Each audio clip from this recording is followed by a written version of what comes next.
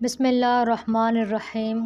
انسان کی قدر و قیمت اور انسان کی زندگی کا مقصد۔ ہمارا بھی ایک مقصد زندگی ہے، وہ مقصد زندگی ہے نیک اعمال کرنا۔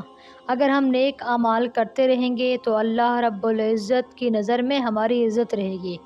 اگر وہ کرنا چھوڑ دیں گے تو اللہ کی نظر سے گر جائیں گے، اور جب کوئی چیز بے قیمت ہو جاتی ہے پھر اس کے ساتھ جو مرضی ہوتا پھرے، انسان کو پرواہ نہیں ہوتی۔ آپ دیکھیں کہ مکھی مچھر کی کوئی قیمت نہیں ہے۔ اگر کہیں سپرے کر کے لاکھوں مچھر مار دیے جائیں تو اخبار میں کبھی خبر نہیں آتی کہ بھئی فلاں جگہ پر 10,000 مچھر مارے گئے۔ روڈ ایکسیڈنٹ میں 2 بندے مر جائیں تو اخبار میں بڑی خبر لگی ہوئی ہوتی ہے۔ کیوں؟ کیونکہ ان کی قیمت ہے، اور لاکھوں مچھر مر جائیں تو کوئی پرواہ نہیں ہے۔ جب انسان بھی مقصد زندگی پورا کرنا چھوڑ دیتا ہے تو یہ اللہ کی نظر میں مکھی اور مچھر کے برابر ہو جاتا ہے۔ پھر اس کو لوگ ذلیل کریں تو اللہ کو پرواہ نہیں ہوتی، پھر اس کو تکلیف پہنچے تو اللہ کو پرواہ نہیں ہوتی۔ اب جس عورت نے نہ نماز پڑھی نہ تلاوت کی، اپنے رب کو بھلا دیا، وہ ہر وقت بے پردگی کے کاموں میں لگی ہوئی ہے، فیشن میں لگی ہوئی ہے، گناہوں میں لگی ہوئی ہے، غیر محرم مردوں میں پھنسی ہوئی ہے، تو وہ مقصد زندگی کو بھول چکی ہے۔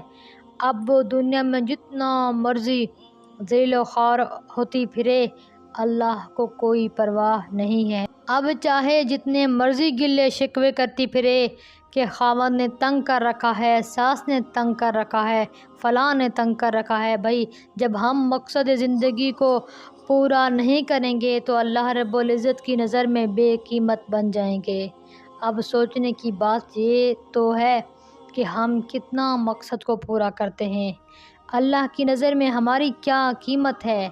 تو مقصد زندگی کھانا پینا نہیں، کھانا پینا تو ہماری ضرورت ہے۔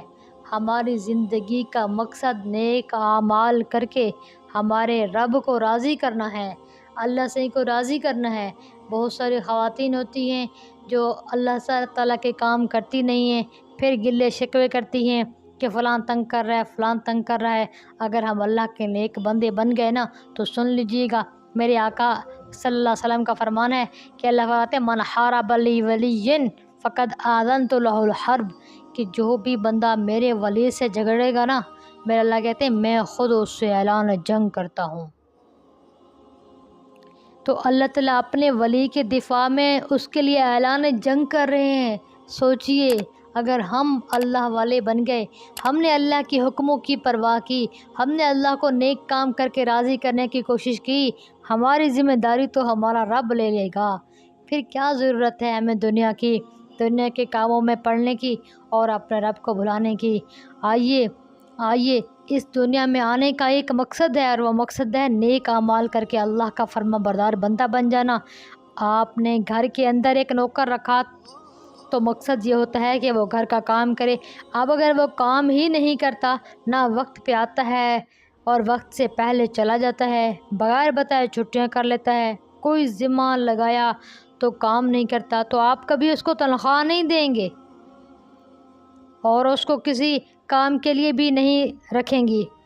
کیوں؟ 2-4 دن اس کو دیکھیں گی، سمجھائیں گی، پھر اس کی چھٹی کروا دیں گی۔ اب سوچیں ہم کیا کرتے ہیں؟ 1 مہینہ کسی بندے کو کام کیے بغیر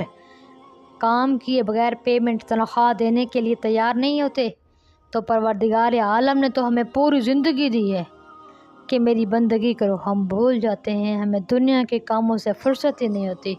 اور اب اللہ رب العزت ہمیں نیکی کی طرف متوجہ کرنے کے لیے حالات بھیجتے ہیں کہ ہم حالات کو دیکھ کے سنبھل جائیں، لیکن پھر نہیں سنبھلتے۔ مقصد کیا ہوتا ہے؟ یہ ہوتا ہے کہ میرا یہ بندہ سنبھل جائے اور موت سے پہلے نیک اعمال کر لے اور اللہ کا دوست بن کے اللہ سے ملاقات کرے۔